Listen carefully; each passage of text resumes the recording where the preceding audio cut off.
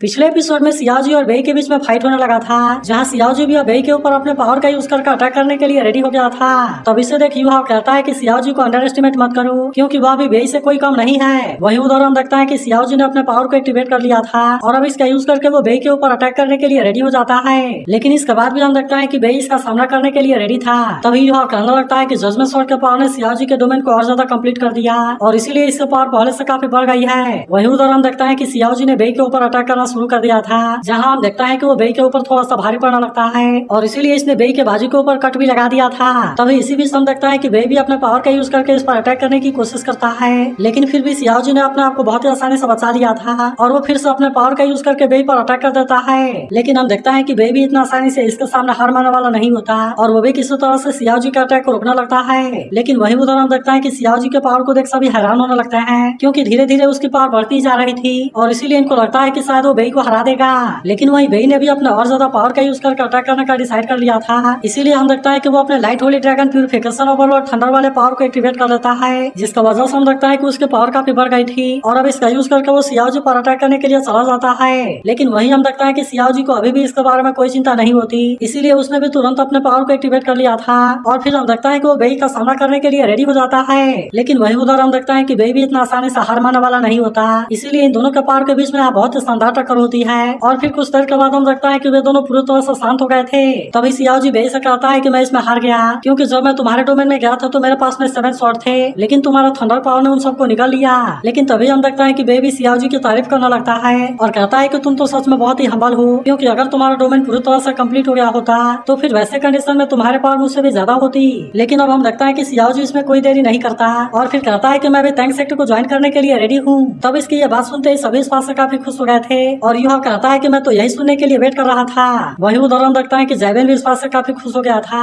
और कहता है कि सियाओजी यहाँ पर तो टैंक सेक्टर को ज्वाइन करने के लिए आया था और तुमने तो उसे बिल्कुल घर के जैसे फील करा दिया। लेकिन तभी हम देखता है कि बेई जैवेन के पास आता है और कहता है कि हमें इसके बारे में डिस्कस करके डिसाइड कर लेना चाहिए, क्योंकि आप हमारे सेक्टर के डेप्यूटी लीडर हैं। जिसके बाद हम देखता है कि जैवेन भी तुरंत इसके लिए मान गया था और इसीलिए सभी इस बात से काफी खुश हो जाते हैं। लेकिन तभी वो युहा से टैंक सेक्टर से जुड़े हुए सोल गाइड की ड्राइंग मांगता है, जिसके बाद हम देखता है कि युहा भी तुरंत इसके लिए मान गया था और अब वे सभी यहाँ से अंदर जाने के लिए रेडी हो जाते हैं। अब इसके कुछ देर के बाद हम देखता है कि वे सभी अंदर आ गए थे, जहाँ पर वे अपने अपने सीट पर बैठ जाते हैं। तभी सेंसी कहता है कि हमारा टैंक सेक्टर तो धीरे धीरे काफी आगे जा रहा है। वहीं जैवेन युहा से कहता है कि मैंने टैंक सेक्टर को अचानक से ज्वाइन कर लिया और इसीलिए क्या इस बात से तुम परेशान हो। लेकिन हम देखता है कि युहा ने पहले से इसके बारे में अंदाजा लगा लिया था और कहता है कि सनमून एम्पायर की कंडीशन अब उतनी सही नहीं है। तब हम देखता है कि जैवेन भी इसके बारे में बात करते हुए काफी गुस्सा हो रहा था और फिर हम देखता है कि वो इनसे जिंग वंगचन के ऑफिशियल टियानडेन के बारे में बात करने लगता है, क्योंकि वहाँ पर बहुत सारे एनिमी के बीच में फाइट होने लगी है और इसी वजह से मिंडी हॉल की कंडीशन उतनी सही नहीं है। फिर वो कहता है कि टियानडेन असल में पूरी दुनिया पर राज करना चाहता है और उसका यह मिशन किसी से छुपा नहीं है। फिर वो कहता है कि मैं तो इसके बारे में उसी दिन समझ गया था जिस दिन उसने वॉर को स्टार्ट किया था। तब इसके बारे में सुनकर बाकी लोग भी इस बात से परेशान हो जाते हैं, जबकि युहा जैवेन से कहता है कि आपको इसके बारे में चिंता करने की जरूरत नहीं है, क्योंकि आप यहाँ पर जो चाहे कर सकते हैं। तब हम देखता है कि जैवेन भी इस बात से काफी खुश हो गया था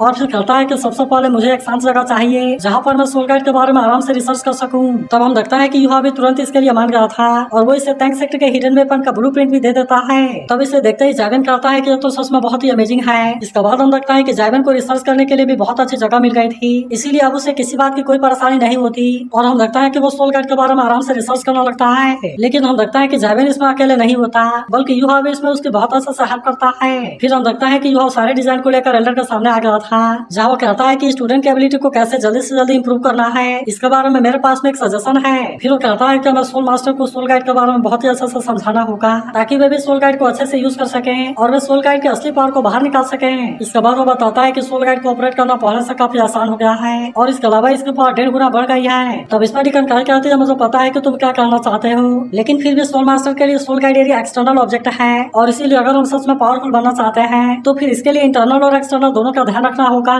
तभी मास्टर यान कहता है कि हम भी काफी टाइम से इसके बारे में सोच रहे हैं, इसीलिए मैंने इसके बारे में डिसाइड कर लिया है और अब से वुमेन डिपार्टमेंट के 2 गेस्ट सबको सोल गाइड के बारे में बताएंगे, ताकि इनर कोर्ट यार्ड के स्टूडेंट स्पेशलाइज्ड रूट को ले सकें, क्योंकि सोल गाइड डिपार्टमेंट उनको इसके बारे में सिखाएगा। फिर हम देखता है कि उन्होंने सोल गाइड व्हीकल के एनर्जी कंजम्पशन को आधा कर दिया था और इसी के साथ इसकी स्पीड भी 30% बढ़ गई थी। जिसके बाद जैवेन कहता है कि सिविलियन को अब इसके लिए 2 कॉपर कॉइन कम देना होगा। इसके अलावा soul island phone cheaper material को यूज कर सकते हैं, जिसकी वजह से कम्युनिकेशन डिस्टेंस 10 किलोमीटर बढ़ सकती है। लेकिन हम देखता है कि यांगो ने भी अब इनको ज्वाइन कर लिया था, इसीलिए इसका वजह से सोल गाइड डिपार्टमेंट की इनर कोर्ट के बहुत सारे स्टूडेंट इंस्पायर होते हैं और इसीलिए हम लगता है कि इन्होंने ग्रेजुएशन के बाद टैंक सेक्टर को ज्वाइन कर लिया था। तभी वही कहता है कि वैसे तो ये बहुत अच्छी बात है, लेकिन फिर भी हमें इसके बारे में नहीं भूलना चाहिए क्योंकि 3 महीने में अगला सोल फाइटिंग कंपटीशन होने वाला है, जिसके बाद हम लगता है कि वे इस बार इसमें मेन प्लेयर के रूप में पार्टिसिपेट करने वाले थे और इसी वजह से वे इसके लिए तैयारी करना भी शुरू कर देते हैं। लेकिन हम लगता है कि धीरे धीरे इनका टाइम गुजरता ही जा रहा था। तभी सेंसी वही से कहता है कि टीचर जैविन तो हमारे लिए बहुत ही जरूरी है क्योंकि जब से वे यहाँ पर आए हैं उन्होंने बहुत सारे सोल गाइड को इम्प्रूव किया है। लेकिन वही हम लगता है कि भाई तेंगा के बारे में याद करना लगता है और कहता है कि फाइनली मैं तुम्हारे एक्सपेक्टेशन पर उतरने वाला हूँ। लेकिन तभी हम लगता है कि सामने से युवा मास्टर सुबान के साथ में आ गया था, जिसके बाद हम लगता है कि वे सभी एक साथ में सोल फाइटिंग कंपटीशन के बारे में डिस्कस करने लगते हैं और वही कहता है कि इस बार तो इसका फॉर्मेट में चेंज हो गया है। फिर हमें पता चलता है कि इस बार इसे सन एम्पायर ऑर्गेनाइज करवाने वाला है जो कि इसे continental youth soul master competition के रूप में चेंज करना चाहता है। इसके अलावा हम लगता है कि इसमें सेक्टर को पार्टिसिपेट करने के लिए एक नया सिस्टम लाया गया है क्योंकि यहाँ पर तो हजारों सेक्टर हैं, इसीलिए इसमें पार्टिसिपेट करने वाले सेक्टर की संख्या डबल हो जाएगी और इसीलिए ऐसा भी हो सकता है कि शायद इसमें एबी सेक्टर भी ज्वाइन करे।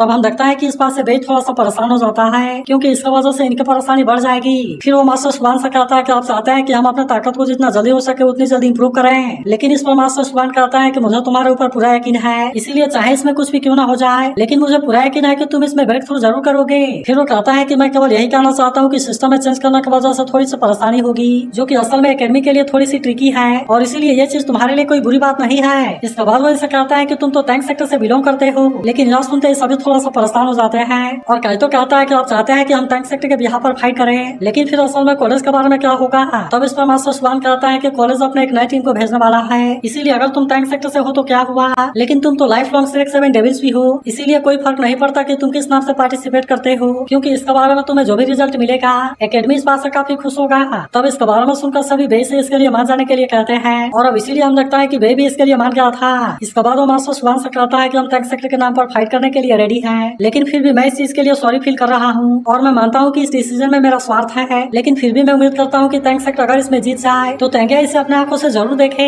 तभी युवा बे से कहता है कि अगर आप और तेंगा नहीं होते तो शायद हम यहाँ पर मिल भी नहीं पाते। इसके बाद वो कहता है कि मुझे भी तेंगा और सियाटो के बारे में चिंता है, लेकिन मुझे यकीन है कि अगर हम इसी तरह से टैंक सेक्टर को आगे लेकर जाएंगे तो फिर हम दोनों को जरूर खोज लेंगे। जिसके बाद हम लगता है कि बेबी इसके लिए मान गया था और फिर वो सपोर्ट करने के लिए इनको थैंक यू कहता है। तभी मास्टर सुबान कहता है अच्छी बात है कि तुम्हारे पास में मोमेंटम है, लेकिन फिर भी मैं बताना चाहता हूँ कि तुम्हें चैंपियनशिप के लिए इतना श्योर नहीं होना चाहिए क्योंकि अभी भी श्रेक एकेडमी में बहुत सारे टैलेंटेड स्टूडेंट हैं और इसीलिए एक नए कैप्टन के लीड में एक न्यू टीम बनने वाली है। तब इसके बारे में सुनकर सभी इस बात से पूरी तरह हैरान होते हैं क्योंकि किसी को इसके बारे में कुछ भी पता नहीं था। फिर वो बताता है कि इसे अनगिनत शेयर्ड एक्सपीरियंस से लिया गया है और श्रेक एकेडमी इस कॉन्सेप्ट को हजारों सालों से फॉलो करते आ रहा है, लेकिन फिर हमें पता चलता है कि नया कैप्टन और कोई नहीं बल्कि वांग चियू है जो कि अब यहाँ के नए टीम को लीड करेगी और इसीलिए मास्टर सुबान कहता है कि वे भी चैंपियन के लिए कम्पीट करने वाले हैं। अब अगले सीन में हम देखता है कि श्रेक एकेडमी और टैंक सेक्टर के बीच में कंपटीशन होने वाला था जिसमें वांग चियू और काइतो पार्टिसिपेट करने वाले होते हैं। तभी हम देखता है कि वांग चियू काइतो पर अटैक करने के लिए रेडी हो गई थी, इसीलिए काइतो भी अपने सोल गाइड का यूज करके अटैक करने के लिए रेडी हो गया था